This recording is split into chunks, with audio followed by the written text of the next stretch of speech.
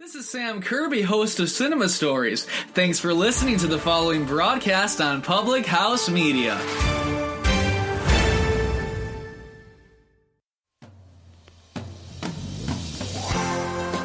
Oh, the sweet, sweet tones of Luther Vandross. That could only mean one thing. March Madness is back. Hi, everyone. I'm John Lauder. And I'm Christian Heimel. We host the Cheap Seat Sports Podcast on Mondays. We're excited to invite you all to the first ever Public House Media Bracket Challenge. Now is your chance to prove that you know more about college basketball than we do. And then hear Johnny and I complain about it each week. Oh, that's for sure. All you have to do is check out our Facebook page, the Cheap Seat Sports Podcast, find the link, and enter. Only one entry per person, though. Prizes will go to the top listeners, especially the ones who beat out Public House Media hosts like John and myself.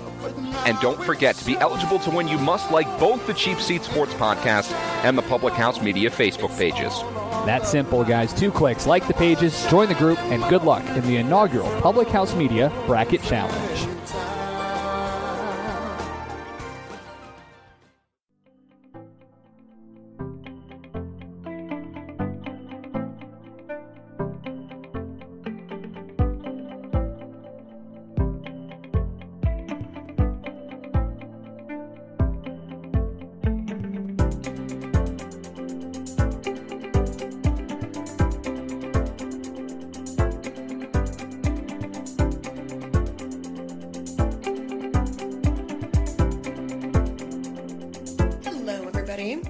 It is hashtag nofilterfriday again here on Public House Media after much technical difficulty. Oh, listen to my phone vibrating more. No.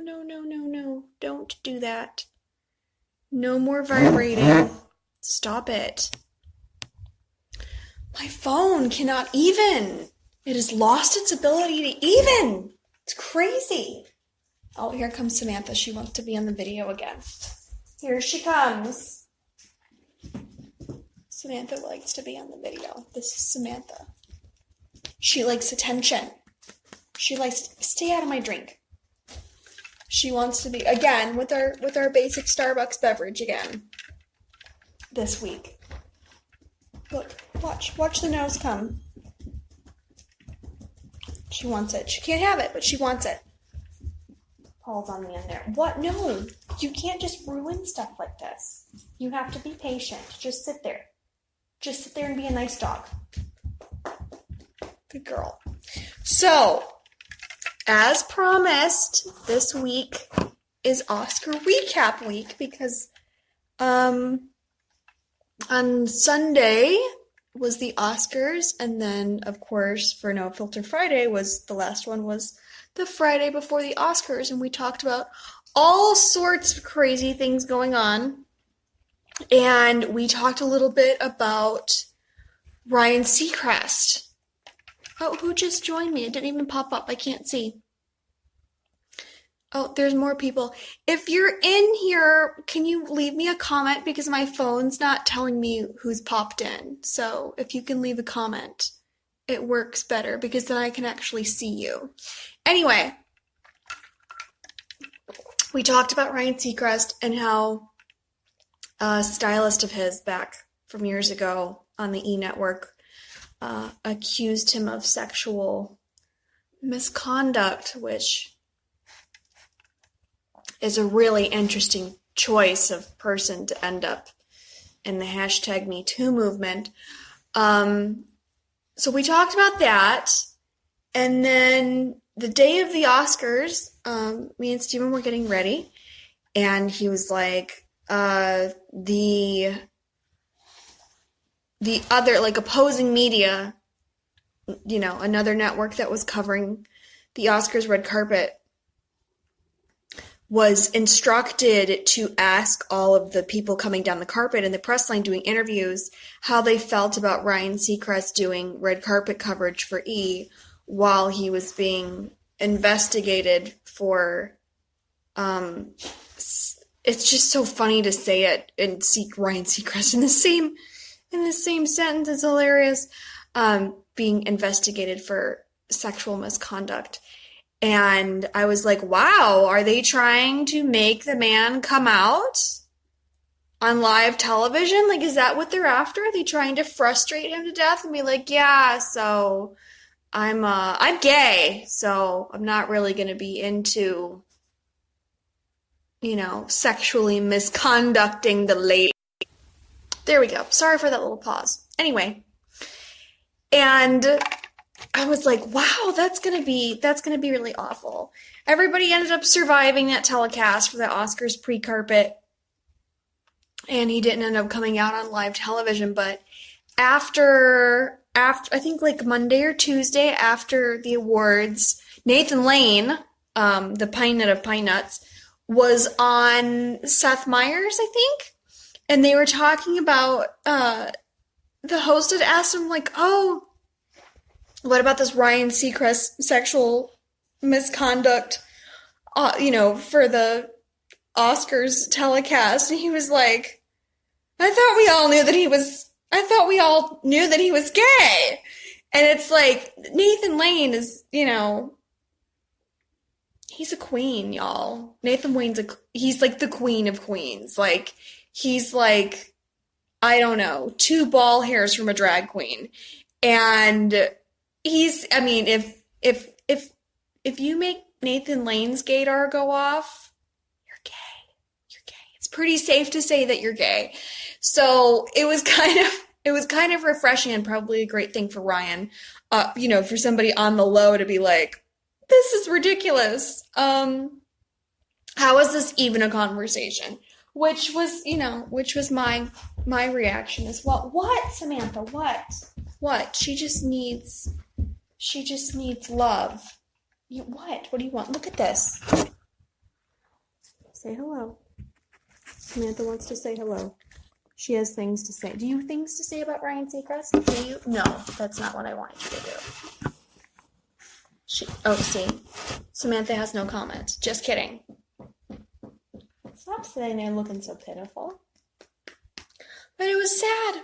It was just sad. I'm like, wow. But when another network gets involved, when another place gets involved, it's like, take him down, whoever it is, it kind of becomes suspect because it's like, okay, well, everybody in town knows that he's gay, which is, the point of #NoFilterFriday. That's why we do the show, is to talk about these allegations in the #MeToo movement from the inside out. Like, okay, like in town we know he's gay. And then for another network to get involved and be like, yeah, ask him about it. And then, luckily Nathan Lane got on television, which is a random interview for Nathan Lane to just happen to be on TV that week. And he's like, yeah, like, how is this even a conversation? Like, what are we arguing about? But speaking of what are we arguing about, another thing that we talked about last week was the Weinstein Company and how SAG sends out an email saying, hey, cash your checks. And then on Friday, they said, hey, it's getting bought. It's being bought by an investor group. The deal fell through. I was at dinner the other night with friends, and we were talking about the Weinstein Company being bought. She just has to be in it. She just has to be. Look at her. Mwah. And the deal fell through. They were supposed to make payroll.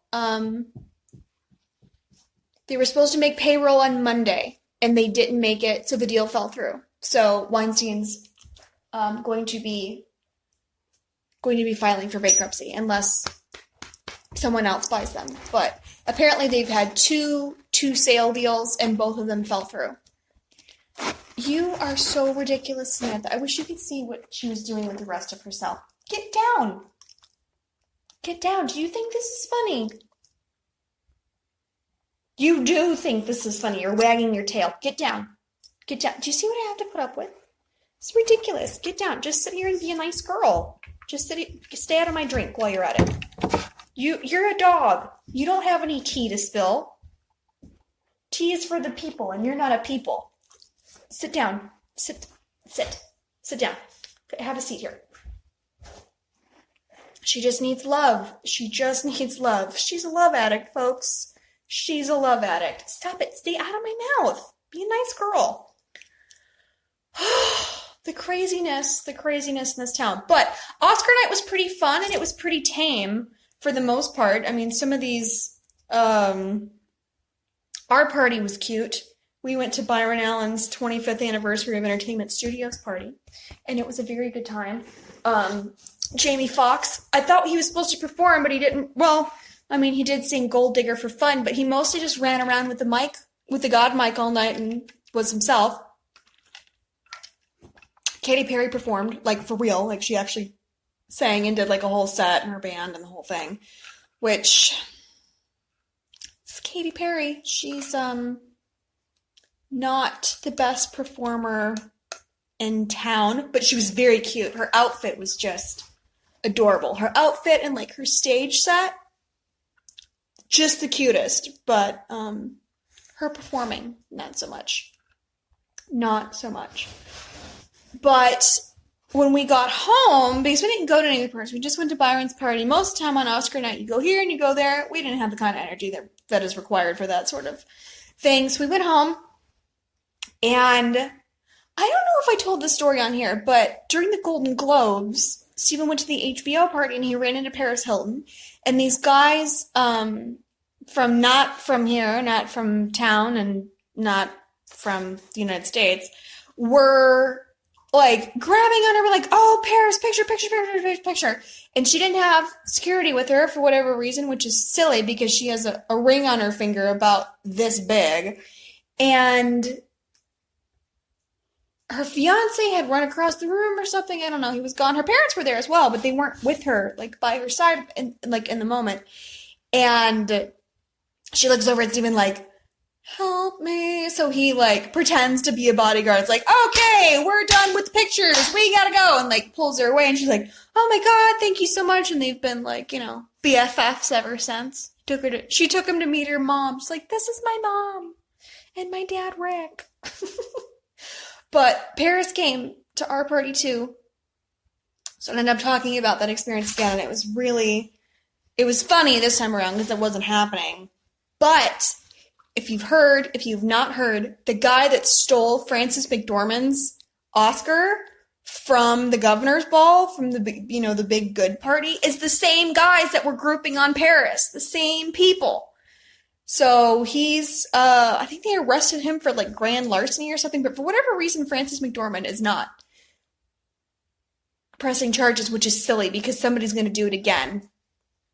If that guy and his friends have been getting into parties and crashing and grouping on people and no, you can't just take people's stuff and try to walk off with it. Like, he's like, oh, I win for Best Producer. That's not even an award, idiot. Best Picture's a producer's award. There's no such thing as a best producer Oscar. That's not a thing. Like, again, if you are going to accuse somebody, if you're going to group on somebody, if you're going to take an award and say that it's yours, at least know what it is that you're talking about. Is that too much to ask? Like, what kind of a thief are you? Like, seriously. So that guy who looks like a hot mess. Like, look at the TMZ footage of it. It's so funny. It's so, so funny. But wrong. Absolutely wrong. And I hope the state picks up the case and presses charges on him and keeps this going. Because if they don't, he needs to be made an example of. Because if they don't do it, somebody's going to do it again. And they'll probably get away with it. Like, they're lucky that the Oscars is so heavily protected and the security is so serious. Like, it's actual police, not just rent-a-cops. Most things are not like that. Like, I shared a publicist with Nicole Eggert years ago, and her husband, I don't know if they're still together, but they had someone tell them, like, oh, your tickets for Oscars at the will call. So when you get there, just go to the will call and pick up your tickets and be on your way. They get dressed. They show up at Dolby. I think it was back then. I think it was still at the Kodak back then. And they go to will call and like, no, we don't have tickets for you. And they're like, well, we were told that we have tickets. This is my name. This is the person that did it. They're like, no, you do not have tickets at will call. And they got arrested. And not only did they get arrested, they got detained for 15 hours for asking if they had tickets at the will call. They ended up suing the city and it was like a whole big brouhaha. But still, this dude from wherever decided to steal attempt to steal Frances McDormand's Oscar, and he got arrested for grand larceny. So if they can detain Nicole Eggert from Baywatch for asking if she had tickets, which isn't really a crime, then they can press charges on this guy for trying to steal someone's property.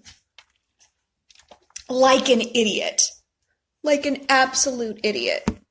How do we move this here? Okay. It's silly. It's still. Oh, I'm supposed to swipe this? Is that what I'm supposed to do? My phone is giving me notifications to do things, but it's not really happening. This town is madness. It's absolutely madness. But I will say, I haven't had as much fun on an Oscar night as I had last time. Like, the amount of crazy that comes out of the woodwork, the closer it gets to the Oscars, is just shocking. A couple years ago, I almost got in a fight with a girl, and then we just ended up leaving because she was a ratchet. And then, after we left the party, she got in a fight with the wife of the guy that ran the whole party, and she almost got arrested because she's a fighter. So I cannot. We went to a couple gifting suites that were fun. We went to GBK. Steven went to Connected, but I didn't go to Connected. And then we went to another one. It was a Tao one that was really, really fun. I ran into some fun. Oh my gosh, that was super fun. So the Tao one was at the Four Seasons, and unfortunately it was raining like cats and dogs that weekend, and it was an outdoor thing, so they had tented it, so that kind of sucked. They're putting towels underneath the tenting to keep the water from rushing onto the red carpet. But Chris Noth, aka Mr. Big, was there, and I didn't think anything of it because occasionally I see him and that's cool, whatever, Chris Noth, fine, that's nice to see him. And then I went out to the valet, and the Sex and the City fan was like, oh my god, I'm in the Four Seasons with Mr. Big. I can't emotionally deal with it. So I went back in and I told Steven, I'm like, I'm freaking out. I'm freaking out on the inside because it's the Four Seasons and it's Mr. Big. I don't care where else in the world I see him, but in the Four Seasons, it's kind of a big deal. Samantha also still needs attention. Samantha Jones needs attention. She's like, where's the Mr. Big? Where is he? I saw him at the Four Seasons. Can you believe it? She loves it. She has aspirations to be a co-host one day. If you could talk, you could have a show, but you can't. She just barks a lot. That's all. Lots of noises coming out of you. Yeah, I know. It's ridiculous. One day I'll fulfill your dreams of having a show. But who knows what's going to come out between now and next week? I mean, it's really anybody's game, especially since that deal went through. The second deal for sale fell through for the Weinstein Company. They're kind of running out of time because certainly they can't keep operating, not under that name. Certainly. Oh, and remember a couple episodes ago we had the conversation about where's Harvey? I wonder what he's doing. He's in Arizona, apparently at some rehab facility. So I'm just envisioning him in some bathrobe rehab, having a cigar and yelling at people on the phone from Sedona, Arizona, amongst the red rocks. Apparently that's where he is, doing Harvey stuff, convalescing from his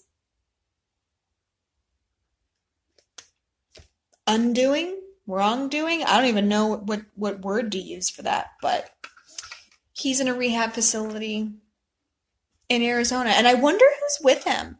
I'm sure he's yelling at people on the phone because that's his favorite activity, but I wonder who's with him, and I wonder if he's sexually harassing the staff or if they're not famous enough for him. It makes me wonder. It makes me wonder who's in there with him. I'm surprised some of his buddies haven't landed in there with him yet, to be honest with you. I'm more shocked about the names who have escaped the #MeToo movement than the ones that have come out, to be honest with you. Paul, where are you going? Paul, come over here. Come over here. Come on. He wants to sit underneath the couch. These two, I tell you what.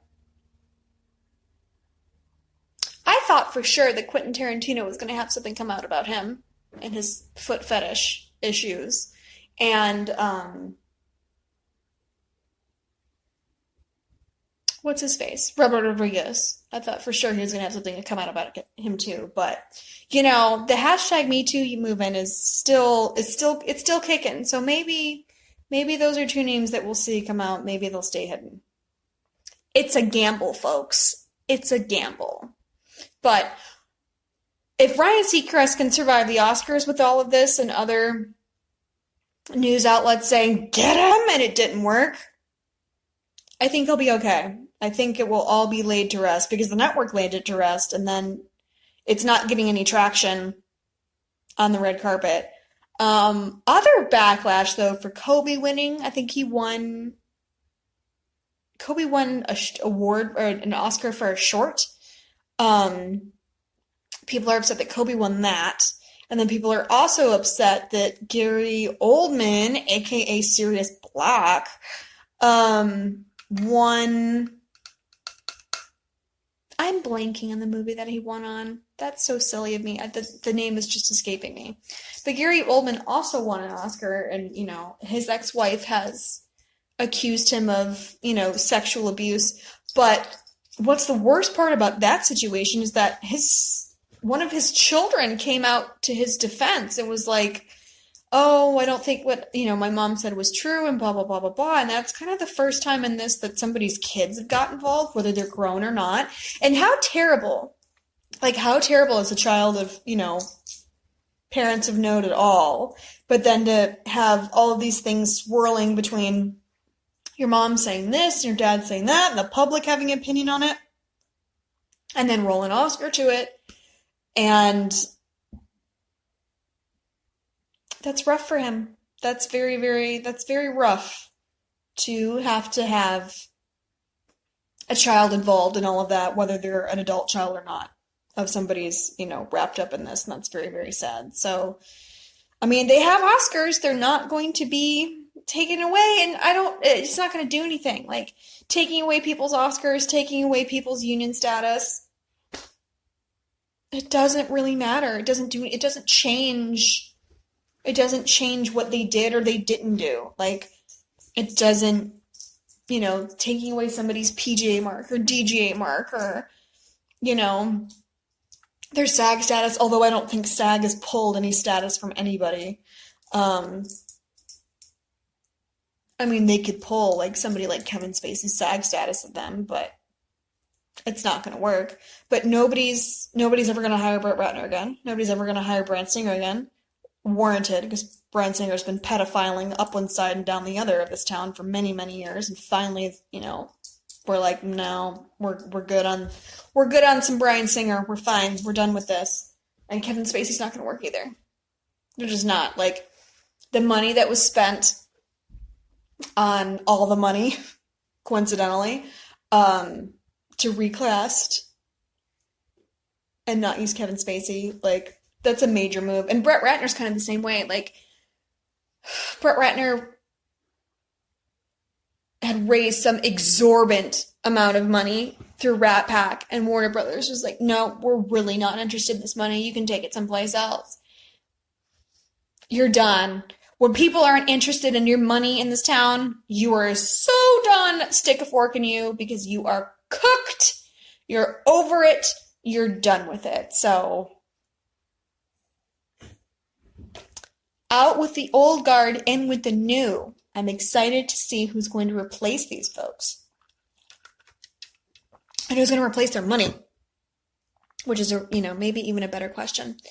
But that's it for hashtag #NoFilterFriday Oscar recap with my sparkly Starbucks cup. It's becoming like my favorite cup. I really like it for cold beverages.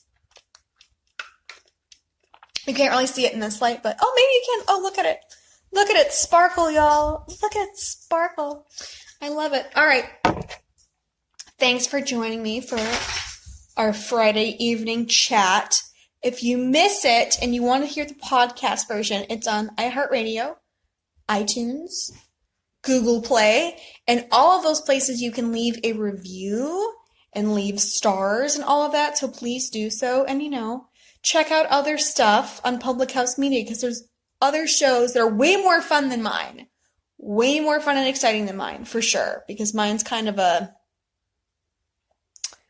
I don't want to say it's a Debbie Downer, because sometimes it's fun around here, but it's heavy. No Filter Friday is kind of heavy for now, and there's other shows that are more uplifting, like,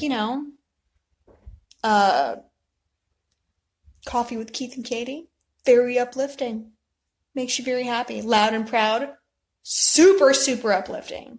And adorable. So go check those guys out. Give them a shout. I will see you next week. And who knows what's going to happen between this Friday, next Friday.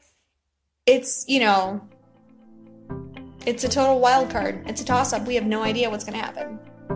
Maybe by Thursday. The goal is on Thursdays that I'll know what we're going to talk about on Friday, but sometimes it doesn't work out that way.